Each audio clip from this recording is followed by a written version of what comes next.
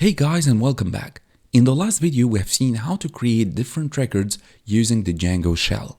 But that's not our goal. Our goal is not only to display text in the shell, but also to render these records on the web page. And that's what we're going to be doing today. And let me copy this project. I'm going to paste it here. And I'm going to change the name.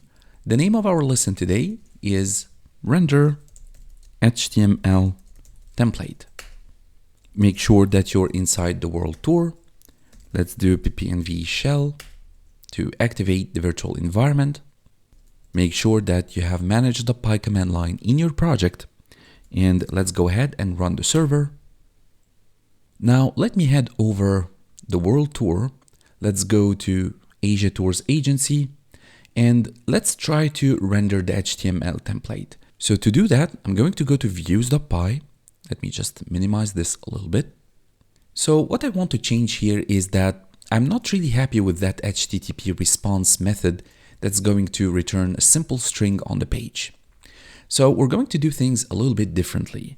First of all, I'm going to get rid of that HTTP response method. And also I want to get rid of that return statement.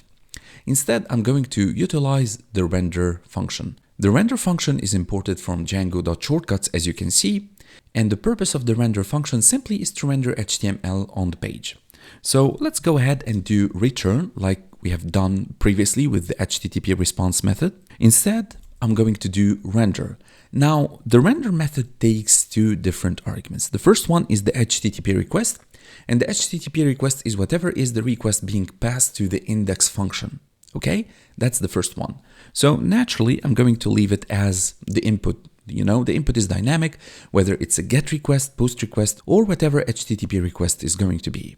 The second argument is the template's name. So the template's name is your HTML page. Traditionally, any website has a homepage, and by convention, that homepage has a name of index.html. You can change that name to home.html if you want, but I'm telling you that by convention, it's index.html. So what I'm going to do is I'm going to just render that index.html, but I'm not just going to leave it like that. Instead, I'm going to put it inside a tours folder. So that tours folder actually is going to be inside my Asia Tours Agency application. And let me create a folder. I'm going to call it templates. Inside templates, I'm going to have a different folder. I'm going to call it tours. That's the one that we have just specified here, that tours folder. So inside the tours folder, I'm going to have my index.html file. Now, this is going to be an HTML file, but I'm going to utilize the special syntax, which is called the Django template language. Now, as you may know, HTML is a scripting language. It's a static language. There is no logic. You cannot add any variables to it, for example. You can't do looping or conditionals. You can do any kind of logic. So to elevate the HTML and add some logic to it, we're going to use the Django template language. So with Django template language, we can add looping, we can add conditionals, you can create functions and add variables and so on. And it's very similar, syntactically speaking, of course, to Jinja 2 in Flask. So if you have developed in Flask, you know already Jinja 2, and Django template language is very similar to that. Right, so I'm going to change the title's name, Asia Tours. And in the body, let's have h1 tag. And let's say, for instance, Asia Tours schedule for June 2024. Now, if we'll get back to the page that's now empty because, we created the index.html and I've refreshed and the page was empty. Now, if you refresh again, you will have everything rendered properly in your web browser. You have the title, which is Asia Tours, and you have the h1 tag Asia Tour schedule for June 2024. And let me show you, let's maximize this a little bit. Let's open the web dev tools to inspect elements. So take a look here. This is a proper HTML page. We have indeed written this page inside our tours folder. That's in contrast to the HTTP response method through which we have rendered a simple string. Here we have a proper HTML page. That's awesome that we can render HTML page and everything, but basically we want to display all of the tours stored in our database that we've created in the last video. First of all, I will go back to views.py and I will do some changes here. So let's see together how we can do that. First of all, I want to create tours variable. That tours variable, basically, that's going to be all of the tours stored in the database. How to fetch them? Simply you will type tour, that's the tour class, dot objects dot all.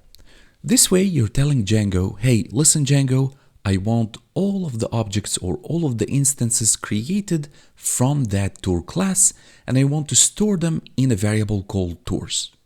Next, we're going to require passing a context dictionary from our view to our template. So from our views here to the template, I want to create a dictionary to add inside it all of the tours. So let's create that context. That's going to be a dictionary in the form of key value pairs.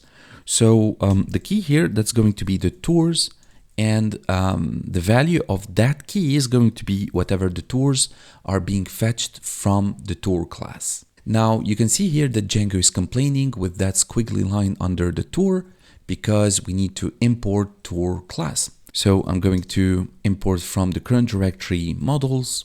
I want to import that tour class. Now you can see that that squiggly line has disappeared. And the last thing before we leave views.py, you need to pass that context dictionary in your render function. Right, let's now go to index.html one more time, and let's loop over all of the tours stored in the database. To do that, I'm going to come here under the h1 tag, and I'm going to add UL or unordered list. I'm going to display all of the records or all of the tours in an unordered list to be rendered on the page. Now I want to iterate over that tours variable that I've created. So I can say for tour in tours, that's a normal Python code, right? That's what you would do in Python. But in Django template language, that's going to be a little bit different. So the way to do that is we're going to put curly braces around our for loop. And also I want to add ampersand after the first curly brace and ampersand before the second curly brace. So you're actually plugging your loop inside this curly brace with ampersand, and make sure that the ampersand should be attached to the curly brace. If there is a small space, you're going to get an error. So you need to be very careful in your syntax. Next, I want to display each record in a list item. So I'm going to add a list item. In that list item, I want to print or display that tour. And this time I'm not going to put around it this curly brace with ampersand. Instead, that's going to be plugged inside double curly braces.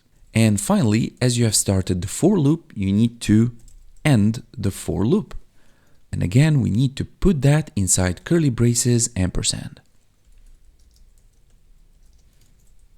Awesome. Let's hit Ctrl S to save. Let's get back to our page. Let's refresh. Beautiful. Now we have our page properly rendered with a proper title, with h1 tag, and all of our records stored in the database. So all of that thanks to that beautiful method that we've created, the stir method that we've created inside our tour class. So this approach that we have followed demonstrates how efficiently Django interacts with databases and templates, providing a powerful toolkit for web development.